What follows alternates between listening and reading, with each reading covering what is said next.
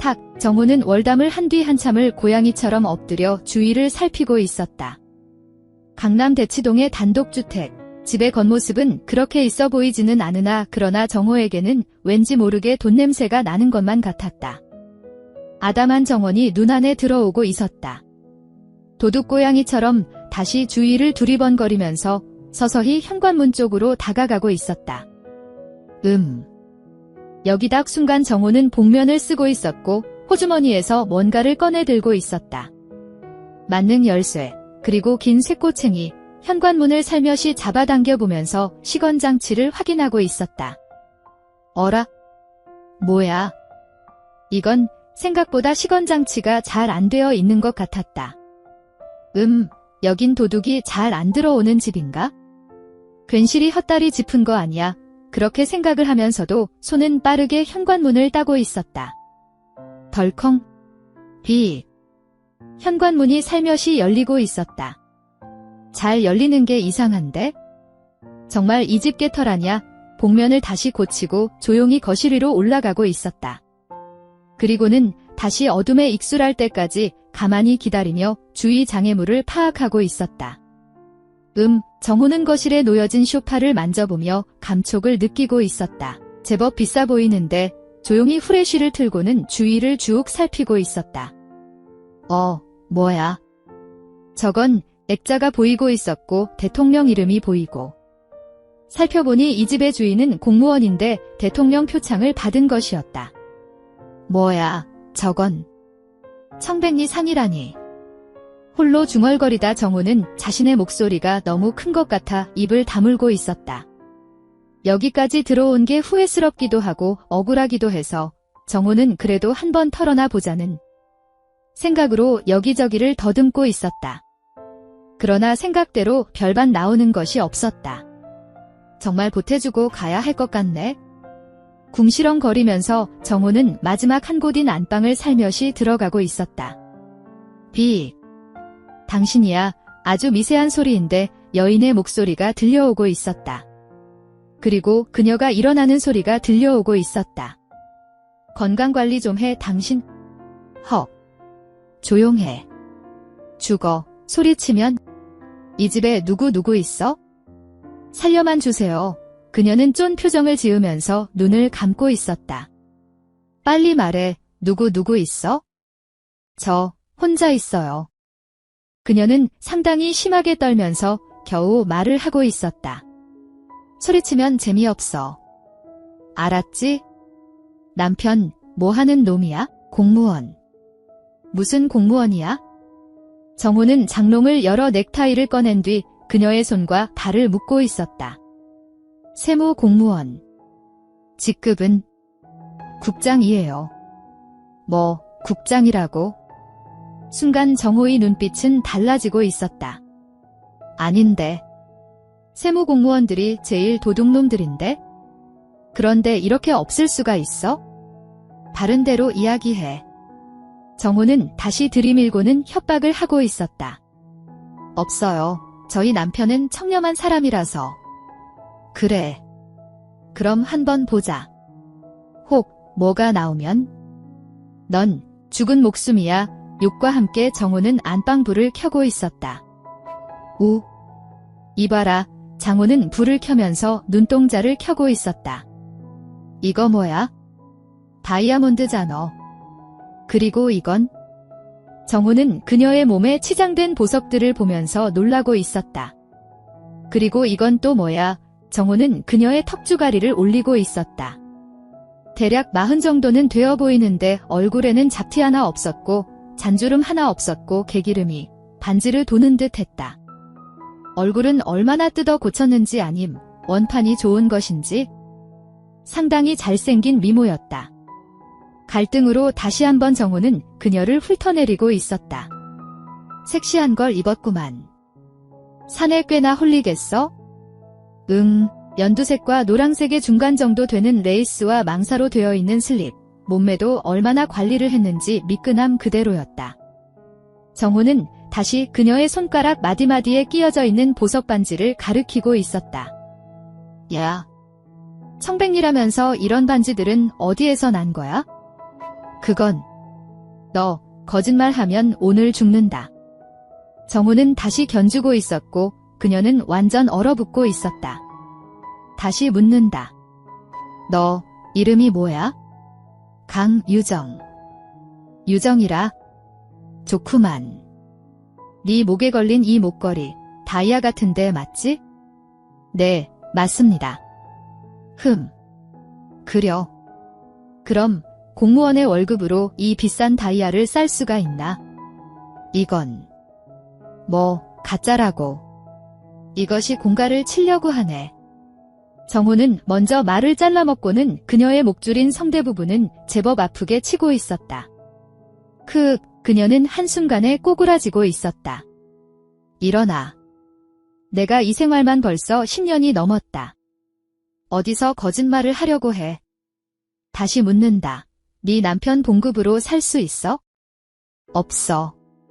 없습니다. 그렇지. 그럼 어디서 이것이 났을까? 네 목걸이 하며, 네 손에 낀 반지 하며? 그건 대답 안 해도 돼. 뻔하지 뭐. 네 남편이 받은 뇌물로 산 거지 뭐. 낮에는 남들 보는 눈이 있으니깐 못하고 밤에만 치렁치렁 해가지고 과시하는 거지. 안 그러냐. 유정아, 이제 정우는 그녀의 이름을 불러가며 여유를 부리고 있었다. 살려만 주세요.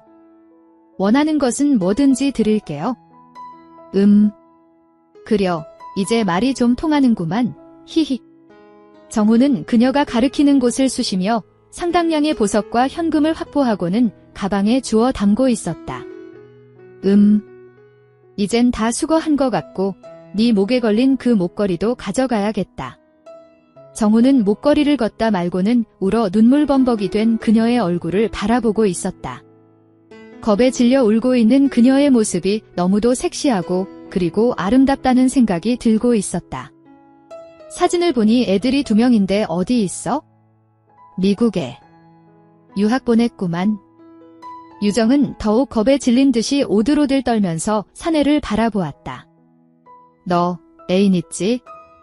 없어요. 거짓말 또 하네. 이런. 너 정말 없는 거지? 그녀는 대답 대신 고개를 끄덕이고 있었다. 그럼 너하고 나하고 애인 할까? 어때?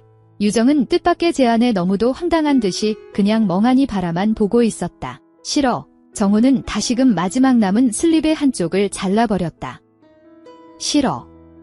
빨리 말해. 유정은 그 상황에서는 어떻게 할 도리가 없었다.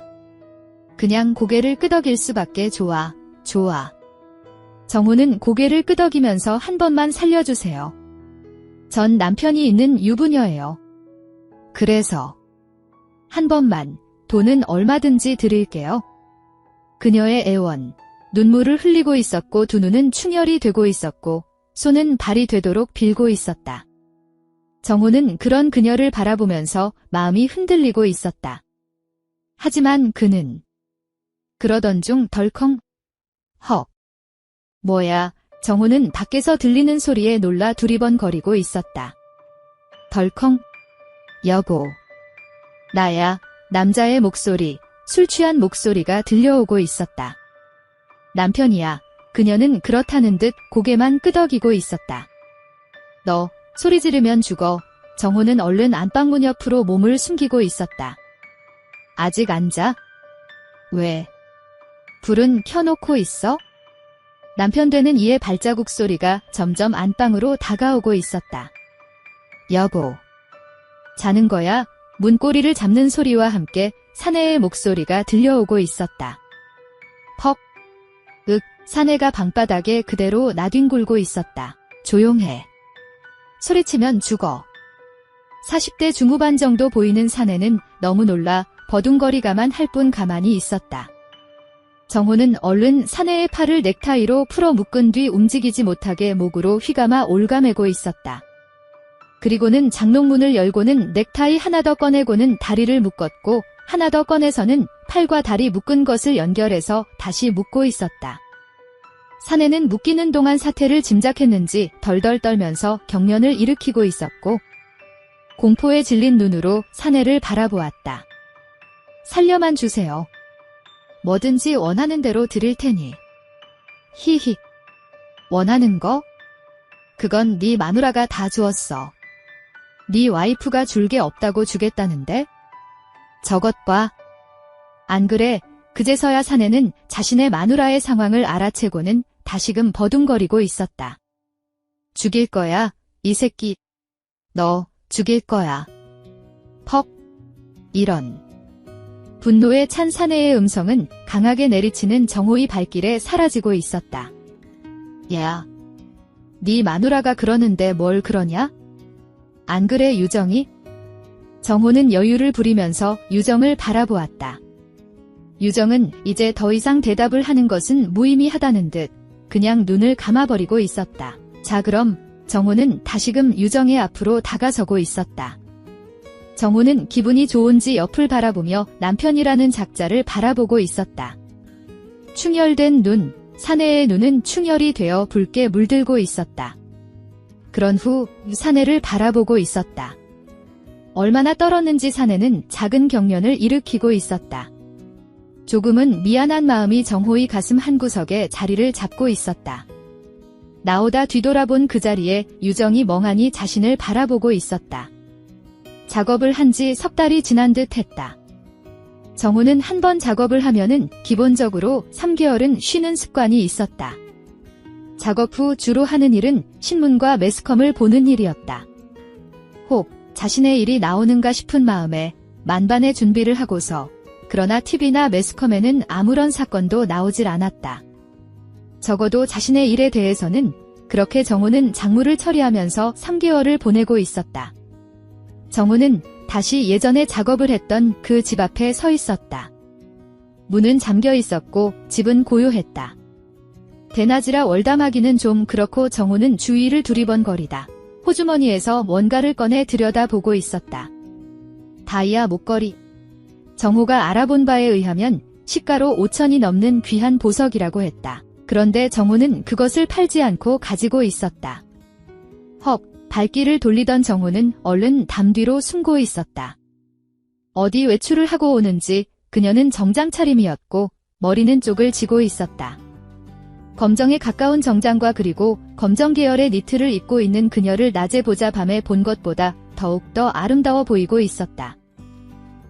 복면을 가지고 오지 못해서 정호는 조금은 망설였으나 이내 그녀가 문을 열고 들어간 그 틈을 이용해 다시 달려들고 있었다. 헉. 누구야? 조용해. 유정은 목소리만 듣고도 누군지를 파악하고 있었고 연쇄 반응을 일으키는 듯이 겁을 집어먹고 있었다. 들어가. 아무 일도 없는 것처럼. 그녀는 정호의 등에 떠밀려 그렇게 다시 집 안으로 들어서고 있었다. 왜? 기분 나빠. 그녀를 안방으로 밀어넣은 정호는 다시 그녀를 바라보며 말을 걸고 있었다. 아닙니다. 아니긴 뭐가 아냐? 기분 나쁜 표정인데? 너, 나 누군지 알지? 유정은 안다는 듯 고개를 겨우 끄덕이고 있었다. 너, 그때 나하고 애인 하자고 했지? 유정은 그 말에는 대답을 못하고 고개를 숙이고 있었다. 대답해 유정은 다시금 두 눈을 충혈하면서 고개를 겨우 끄덕이고 있었다. 그래. 그래서 내가 다시 찾아온 거야. 히히. 오늘 어디 다녀오는 길인가 보지? 정호는 서서히 다가와 그녀에게 물어보고 있었다. 장례식장에. 누가 죽었어. 시댁부님이 돌아가셔서. 그래 그럼 니네 남편은 오늘은 안 오겠다. 네. 그럼 오늘은 마음껏. 그녀는 그 말에는 아무 말도 하지를 못하고는 가만히 고개를 숙이고만 있었다. 너무 무서워하지 마. 나도 알고 보면 좋은 사람이야. 그리고 너와 난 좋은 사이잖아. 안 그래? 니네 남편이 마누라 하난 관리 잘했단 말야. 유정은 포기를 한 듯 사내가 하는 대로 그냥 내버려 두고 있었다. 이러니깐 내가 못 잊어 다시 왔지. 그녀가 처음과는 달리 너무도 적극적인 반응을 보이고 있어 오히려 정호가 당황을 하고 있었다. 이런 것도 인연이라는 건가? 강도를 당했는데 이제는 당신을 받아주다니. 여인은 한숨 섞인 소리를 하면서 눈을 감아버리고 있었다. 잠든 듯이 있는 여인을 바라보면서 정호는 호주머니에서 목걸이를 꺼내 그녀의 옆에 놓아두고서는 조용히 그 집을 나오고 있었다.